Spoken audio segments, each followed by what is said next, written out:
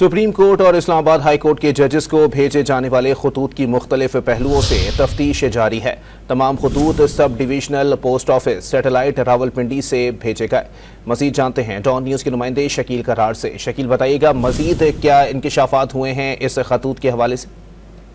देखिए, अभी तक इनिशियल इंक्वायरी हो रही है और सिटी इस्लामाबाद की टीम सुप्रीम कोर्ट और हाई कोर्ट के जजेस को मिलने वाले खतूत के हवाले से जो तहकीकात कर रही है उसमें निश्चित सामने आया है कि जीपीओ रावलपिंडी की स्टैम्प के साथ साथ satellite town Rawalpindi sub division की स्टैम्प जो है सामने आई थी, जिस पर टीम ने मौके पर जाकर मुआयना किया है और उस इमारत और उसके इर्द जो सीसीटीवी कैमरे लगे हैं उनकी फुटेज भी हासिल करके उसकी मदद से कोशिश की जा रही है कि मालूम हो सके कि ये खतूत जो है वो किसने पोस्ट किए थे और वो खातून थी या मर्द था, क्योंकि एक एड्रेस पे खातून का नाम लिखा था, एक पे मर्द का नाम लिखा था।